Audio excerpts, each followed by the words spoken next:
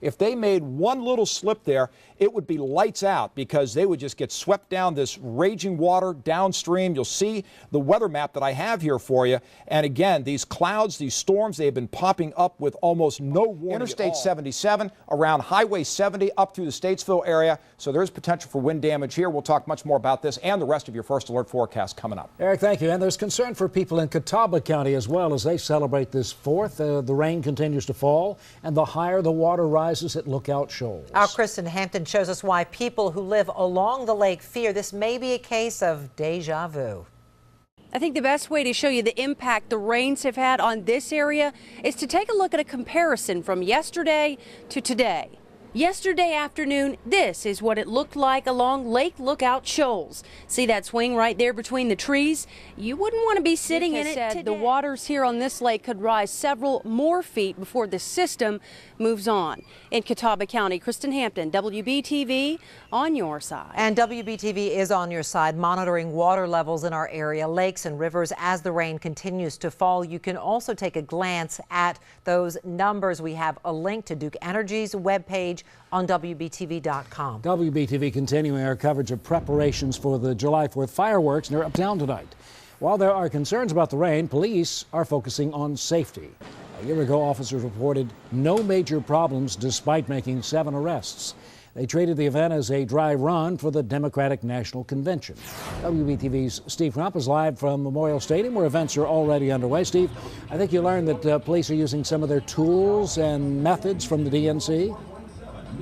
Yeah, it's kind of interesting, Paul. We were in Center City, Charlotte earlier this afternoon, right around the square, right around Trade and Tryon, and what we saw there took on the appearance of what happened back here in September of last year when we had the Democratic National Convention. Now, we shot some pictures earlier, and one of the things that we immediately happened to see was one of those towering devices perched right above the square. Joining me in the conversation right now, Robert Crumbine, Center City Partners. You, my friend, you have weather radar, you have the music synchronization, you have all the tools, the tricks, and the toys. Is it going to be a go? It's going to be a go. We're going to make this happen. I'm looking at the weather here. You know, all of us outdoor event planners, you do it as much as I do.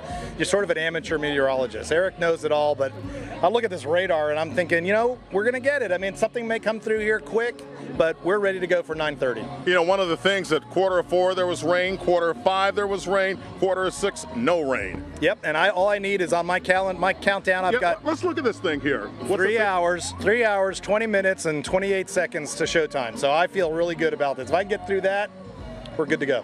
All right. Give me a 20-minute window and I'll give you a show. All right, Robert. 9:30 is when everything gets started. Exactly. Okay. All right. Well, we want to send it back to Paul and Maureen. Back to you. And that is the rule of the Crumbine, Steve. Thank you. Again, the 4th of July celebration near Uptown is underway at Memorial Stadium on North Kings. Gates opened a half hour ago. Fireworks begin after dark at 9:30. They'll last about a half an hour.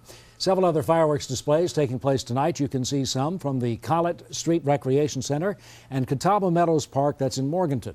That starts at 9:30 as well. In South Carolina, fireworks set off at Carowinds and at the Buster Boyd Bridge over Lake Wiley at dusk. Some shows already canceled because of the weather. The celebration in downtown Shelby postponed until Saturday.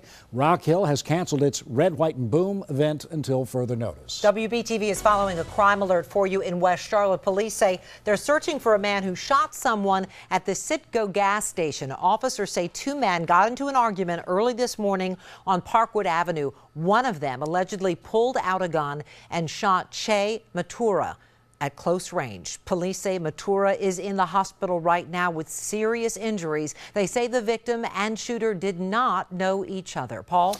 Maureen, an armed robber, brutalizes a restaurant manager. He steals $40, but he leaves thousands in cash behind. Begging the question, was this a robbery or some sort of planned attack?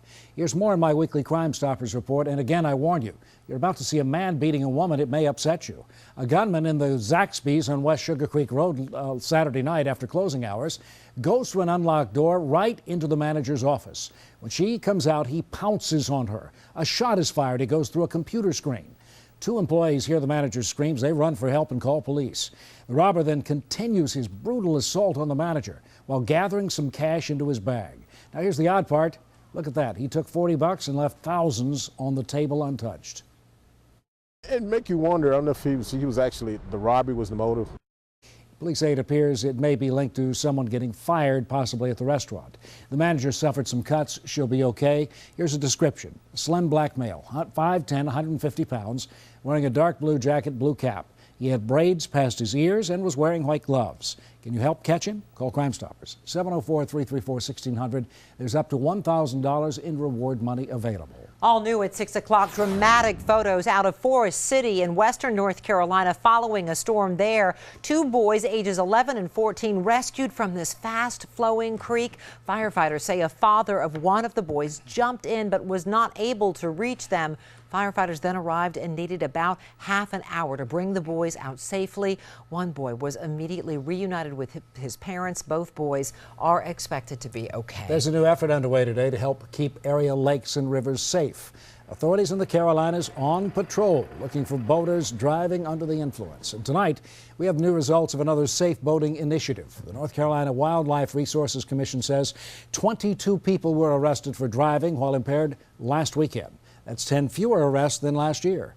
Penalties for intoxicated boating in North Carolina include a $1,000 fine, possible jail time. Not exactly where you'd expect people to be this time of year, but I guess with the weather, some people figured skating at the Extreme Ice Center is like Christmas in July. The rink in Indian Trail holding its annual Great American Snowball Fight after the town's Independence Day parade, and it looks like the kids had a fabulous time. It's hot outside and cool in here. You get to have fun because we didn't get that much snow this year. It's my favorite place in North Carolina, and it's just fun.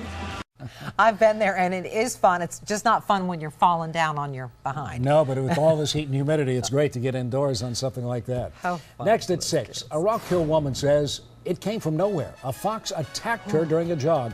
Hear what she did to get some help. Plus, something to think about with all the rain we've been getting. We're on your side with tips on ways to know if a tree in your property may soon fall. Now here's a look at what's on CBS and WBTV tonight.